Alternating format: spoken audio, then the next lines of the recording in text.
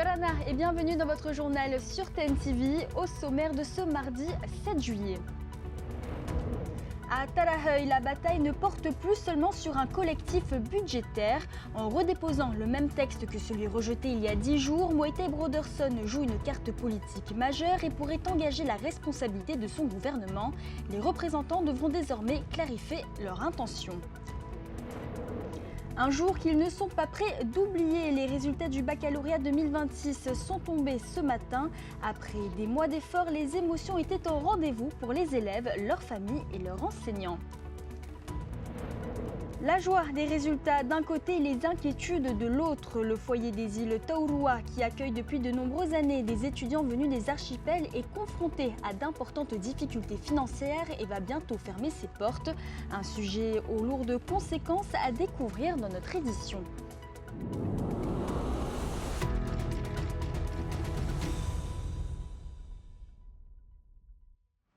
Ce sera un rendez-vous crucial. Vendredi, les représentants de l'Assemblée sont convoqués en session extraordinaire à Tarahui pour examiner le collectif budgétaire redéposé par Moetai Broderson. Un vote décisif qui pourrait, en cas de rejet, ouvrir la voie à la chute du gouvernement. Les explications avec Esther Cuneo. C'est un peu la carte joker du gouvernement. Pour la deuxième présentation de son collectif budgétaire vendredi, Moetai Broderson pourrait dégainer l'article 156.1 de la loi organique portant statut d'autonomie. Mais alors, comment ça marche? L'article 156.1, c'est un mécanisme qui permet au gouvernement de faire adopter un texte budgétaire, même en cas de blocage à l'Assemblée, sauf si une nouvelle majorité propose un budget alternatif et un nouveau président. Voyons le déroulement des étapes. Si le texte est rejeté une première fois, le gouvernement a 10 jours pour le présenter à nouveau, qu'il soit modifié ou strictement à l'identique, comme celui de Moetai Broderson. S'il est adopté, fin de la procédure. Mais s'il est à nouveau rejeté ou s'il n'est pas adopté dans les 5 jours, le président peut alors engager la responsabilité de son gouvernement. Le texte est alors réputé adopté, sauf si une motion de renvoi est déposée par au moins un tiers des élus et votée par les 3/5 des représentants. Mais les auteurs de la motion doivent aussi proposer un budget alternatif et désigner un candidat à la présidence. Il ne faudra donc plus se contenter de voter contre le collectif budgétaire, mais de prouver qu'une autre majorité est prête à conduire les affaires du pays. Car si la motion de renvoi est adoptée, le gouvernement est renversé et le candidat proposé devient immédiatement le nouveau président de la Polynésie. C'est donc l'avenir du gouvernement Broderson qui pourrait se jouer vendredi. Contacté, Moetai Broderson n'a pas souhaité commenter sa décision. Il nous a juste confié qu'il espérait que le bon sens et l'intérêt général l'emportent vendredi. Sur le terrain, à présent, les douanes ont mené cet après-midi une nouvelle opération de contrôle sur des voiliers récemment arrivés au port de Papeete. Depuis le début de l'année, 15 opérations de ce type ont été réalisées pour lutter contre les trafics de stupéfiants, mais aussi la contrebande et l'introduction d'armes. Pour le haut-commissaire Alexandre Rochat, l'enjeu est avant tout de bien coordonner les moyens. On l'écoute au micro de Naya Bennett et Sam Teinaouri. Les effectifs ici, on n'est pas à plaindre en termes d'effectifs de policiers, de gendarmes, de douaniers. C'est un travail de coordination et d'ailleurs depuis que je suis arrivé, je crois que je montre que c'est comme ça qu'on fonctionne. Ce qu'on appelle nous en interservice, c'est-à-dire en réunissant l'ensemble des services de l'État, mais pas seulement de l'État. Alors ici on n'en a pas, mais vous savez que régulièrement on utilise aussi les services des polices municipales. On l'a fait la semaine dernière à Punaovia, on le fait avec les chiens de la police municipale de Papeete. On le fait quand on est sur les îles avec les polices municipales, quand on est à Raiatea, on l'a fait avec Kuturoa. Voilà, c'est un travail de coordination, de ciblage et ensuite d'action coup de poing. Dans un tout autre registre, plus de 10 ans après les premières discussions, le futur cyclotron continue de diviser. Où sera-t-il finalement implanté? Après des échanges particulièrement animés à l'Assemblée, les élus ont choisi de créer une commission d'enquête pour examiner les différentes options. Les précisions d'Athéna Milcam. Mais quel bordel! Aujourd'hui, on devrait être en train de pouvoir accueillir les malades. Combien de gens ont eu des pertes de chance et sont morts aujourd'hui? Quelques échanges ionisants dans l'hémicycle. D'un côté, les défenseurs du projet actuellement prévu au CHPF. De l'autre, ceux qui souhaitent revoir son implantation dans le cadre d'un institut du concert regroupant les équipes et les équipements. Face à ce dossier qui divise depuis des années, la non-inscrite TAV Chaumette ne cache plus son exaspération. Renvoyer l'ICPF et le CHPF dans une pièce, verrouiller la porte et qu'ils arrêtent d'enquiquiner les Polynésiens tant qu'ils n'ont pas un projet unique et viable à nous présenter. S'ensuit un échange de salves avec la ministre autour des garanties de sécurité et du rôle des spécialistes. Si vous maintenez le projet à l'hôpital, qui va garantir toute la partie sécuritaire? Toi, médecin urgentiste? Ce n'est pas moi, médecin urgentiste, qui va décider, c'est moi, ministre de la Santé, qui va devoir prendre cette responsabilité et s'engager pour la meilleure décision et la meilleure vision. Une question, Madame Pascale Haïti-Floss, pourquoi ce seraient les 2 médecins nucléaires qui auraient l'expertise et non pas les 2 radiopharmaciennes de l'hôpital? Face à cette impasse, le président de l'Assemblée suspend finalement la séance et réunit autour d'une même table le gouvernement, les groupes politiques et les non-inscrits. Un compromis est trouvé avec la création d'une commission d'enquête. Et donc si éventuellement la commission d'enquête débouchait sur le fait que l'emplacement actuel il ne recueille pas toute la sécurité qu'on souhaite, à ce moment-là, il va falloir que le pays accepte également de changer de fusil d'épaule. La commission d'enquête, présidée par Pascale Haïti-Floss, disposera de 3 mois pour examiner les différentes options. Première réunion prévue normalement demain, mercredi. Et puis ce fait divers à Rurutu, un pêcheur sous-marin d'une 50aine d'années est porté disparu depuis hier après une sortie en mer avec son frère. Les recherches se poursuivent avec l'appui de l'hélicoptère Dauphin, tandis que les habitants de l'île restent mobilisés pour tenter de le retrouver. Autre actualité de ce mardi et pas des moindres, les résultats du baccalauréat sont tombés ce matin. Malgré leur publication en ligne, certains candidats ont préféré vivre ce moment devant les panneaux d'affichage de leur lycée. Des émotions que Sam Tainaouré a recueillies au lycée Samuel Rapoto.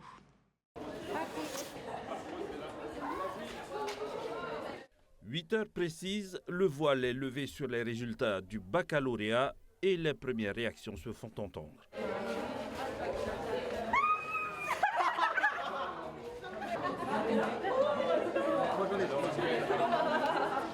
Une joie contenue pour la majorité de ces nouveaux bacheliers. Je l'ai eu de justesse, merci Seigneur. Certains parents ont tenu à découvrir les résultats en même temps que leurs enfants.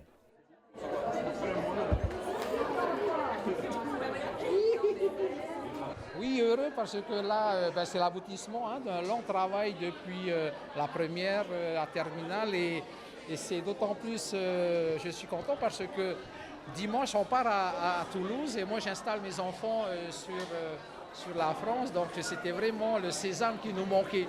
Donc là on est content et maintenant place aux études supérieures en France.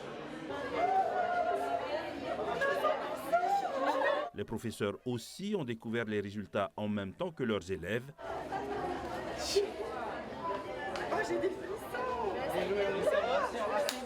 Tous les élèves de Chelsea ont obtenu leur baccalauréat du premier coup.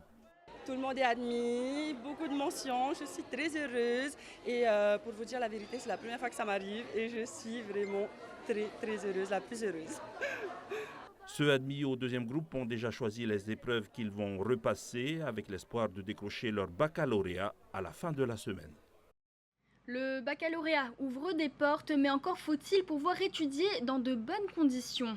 À la mission, le foyer des îles Taurua, qui héberge des lycéens et étudiants venus des archipels, annonce sa fermeture en raison de difficultés financières. Oriano Tefao et Rarahuma Achong.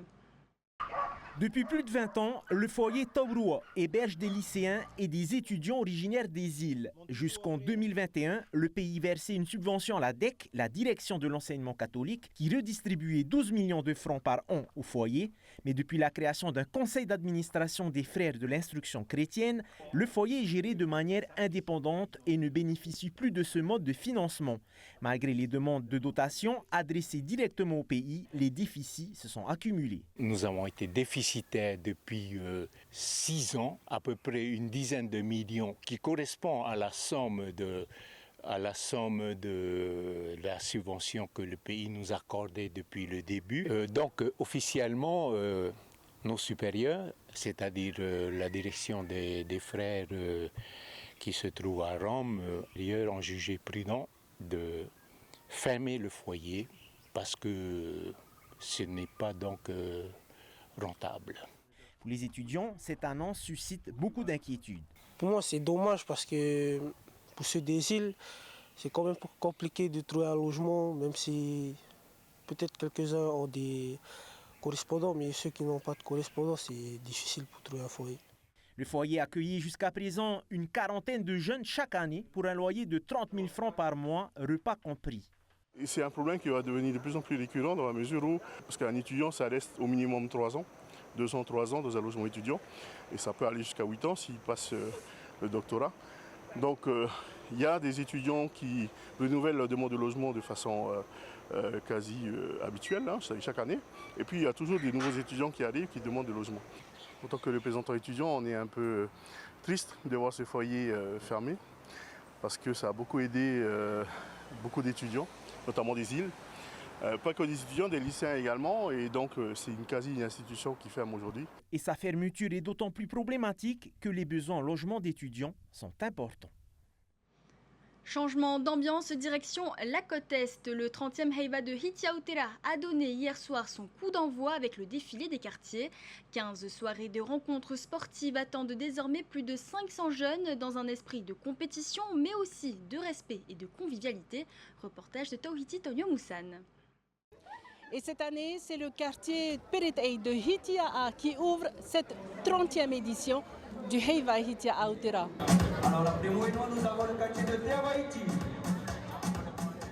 Avant, on faisait des soirées de danse, folklore, les chants traditionnels. Les jeunes préfèrent le sport. Le sport, bon, il y a le volley, basket, le football.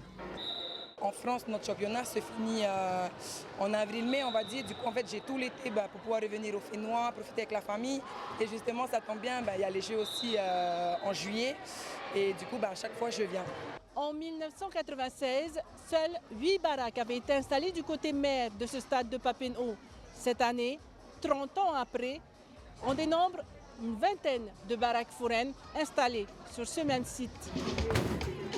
Je suis venu avec mes collègues de Mahina, on est venu supporter nos collègues qui jouent à EVI. On n'est pas à la Jiu-Jitsu Cape Tahiti, donc on évite les conflits, les bagarres. Il y a eu un événement malheureux l'année dernière où on a dû fermer le Heiva avant la remise des prix. Et donc cette année, on a vu avec nos policiers municipaux pour qu'ils restent un peu plus longtemps ici au stade, et les jeunes qui étaient responsables des débordements de l'année dernière, donc les a intégrés dans notre staff pour qu'ils puissent encadrer les jeunes de cette année. Moins de 2 heures seulement après l'ouverture officielle de ce Heiva Tuaro de Hitiautera, nous avons assisté à des échanges assez difficiles entre des jeunes de Mahina et de Tiarei, très vite maîtrisés par les responsables de l'événement.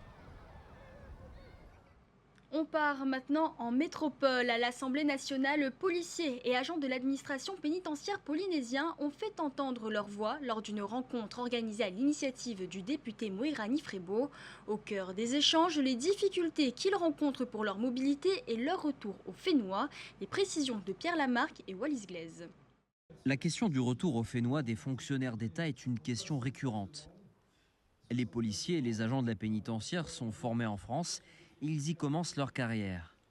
Si la majorité des Polynésiens sont satisfaits de leur engagement dans l'administration française, elle, a du mal à comprendre l'esprit du Fénois. Mais je crois qu'il faut être polynésien pour comprendre. On a ce lien à la terre, à la famille. C'est difficile pour un Polynésien qui a fait ses efforts, qui a passé ses concours, qui est venu plusieurs années pour se former en métropole. Au final, la demande est toujours la même, c'est celle de pouvoir réintégrer sa terre natale. Il est encore plus compliqué pour un policier en France depuis 12 ans et qui souhaite voir grandir sa fille sur sa terre natale de se satisfaire des normes de l'administration. Le ratio, il est de 11 métropolitains, si je ne me trompe pas, pour 2 Tahitiens. Effectivement, c'est un peu beaucoup. La parité serait mieux, serait bien. Un petit sentiment d'injustice, mais j'ai quand même confiance en ceux qui prennent les décisions et qu'à un moment donné, ça sera régulé. C'est pour cela que les élus polynésiens œuvrent à Paris pour faire bouger les lignes requises pour obtenir une mutation. Si tout le monde est conscient que le nombre de postes disponibles n'est pas extensible et que certaines qualifications obligatoires ne s'obtiennent qu'en France, pourtant, parfois les passe-droits choquent. Il y a une liste et au cas par cas, ils ne rentrent pas parce qu'il y a des cas prioritaires par rapport à eux. Je ne veux pas dire que c'est injuste, parce que quand c'est un rapprochement familial, on peut pas aller contre ça. Mais quand, par contre, c'est quelqu'un qui n'est pas de là-bas, moi, je ne suis pas d'accord. Hein. Le député Moerani Frebo voit dans l'éventuel projet d'agrandissement de la prison de Faha une possibilité de sanctuariser des emplois à destination des agents polynésiens souhaitant rentrer chez eux, au Fénois. Retour au Fénois, c'est un grand nom du basket français qui est actuellement en Polynésie. L'ancien sélectionneur des Bleus, Vincent Collet, partage son expérience du très haut niveau avec les présélections tahitiennes en vue des Jeux du Pacifique 2027.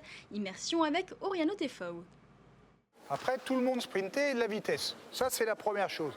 La deuxième, c'est bouger la défense. C'est dur à faire. Pendant 15 jours, les meilleurs joueurs du Fénois changent de rythme. Sur le parquet, Vincent Collet multiplie les ateliers techniques, corrige les détails et impose les exigences du haut niveau. Tous les jours, on fait des choses nouvelles pour essayer d'enrichir le bagage des joueurs et des joueuses. Et puis en même temps, il y a aussi un contact avec les entraîneurs et qui vont pouvoir effectivement se servir des situations qu'on aura travaillées. Et je vois des qualités. Chez les garçons, il y a beaucoup de jus. Voilà, les joueurs, on manque un peu de taille, mais par contre, il y a beaucoup de valeur athlétique, voilà, de jus. Ancien sélectionneur des Bleus pendant 15 ans, double vice-champion olympique et champion d'Europe. Bien joué, bien joué. Course, Larry, course.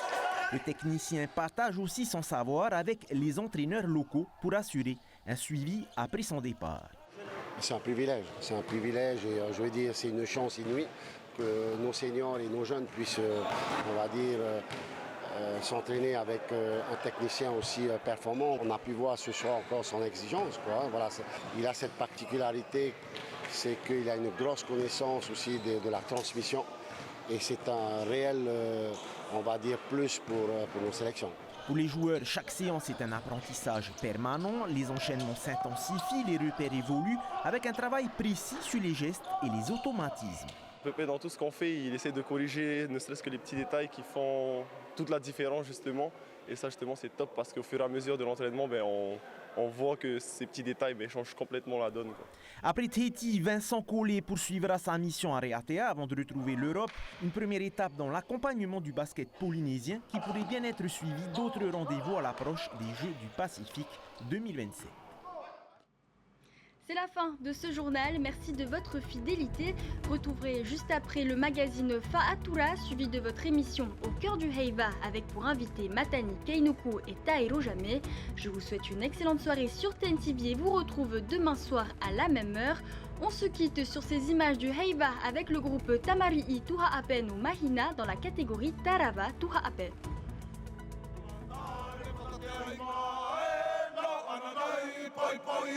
Đâu tới cái hậu, qua cái lễ, tu bồi cái bùa, phan hậu gọi.